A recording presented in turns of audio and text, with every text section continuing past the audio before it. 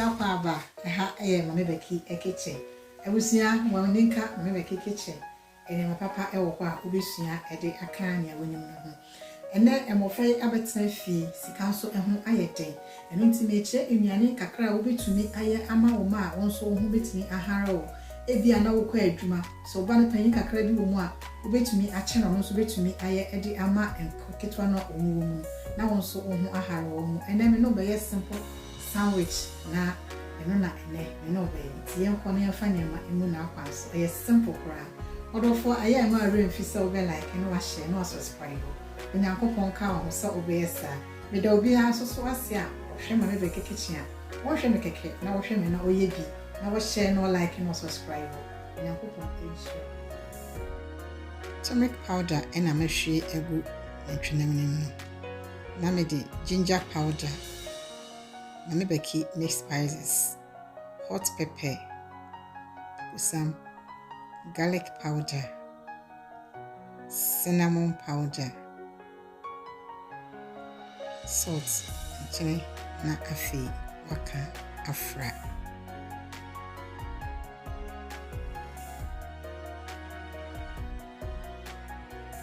carrots and ametwitwa edi egum onion green pepper egg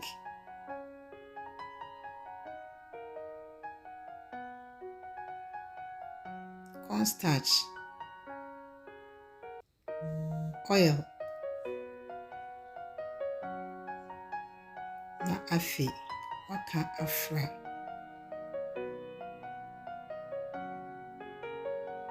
itimaye ni sei ewie no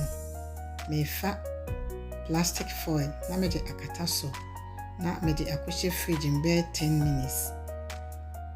inti after 10 minutes no eno na nayi free mu no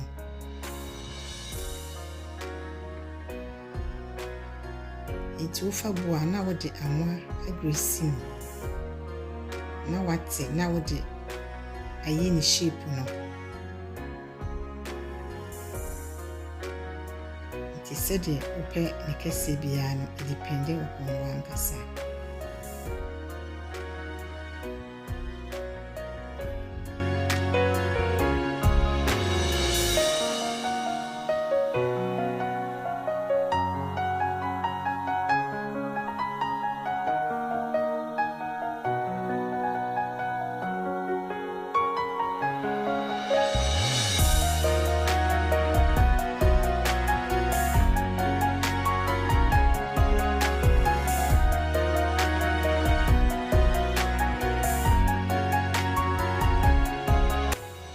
inti yewie ebechi inti obehiti pan no mu kakra we manfa oil bia enu inti wo frying pan no na waye ne sa memfa anwa bia emfa enu inti wudi tuma be 2 minutes no na afi wadane no na wama the other side no so the same time na sa na afi we every pan no enu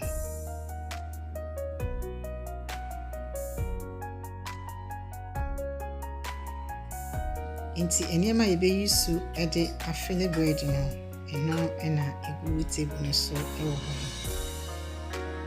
fa bread na wafa lettuce na ode afele no na wafa cucumber intus jene black pepper ena mede apetiso no na afi weyi enam no ede atoso de ketchup gusu eno upa ena de bigusu umpenso amfa bi nkuso eno no anya nice sandwich so the same said me see ba ko eno ena meye no see ya very simple we ni say ya mfra no eni eje ho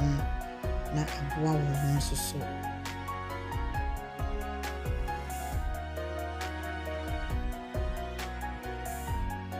iti yaye ewi se ya enetie ti migidi yese emfona ni beje ho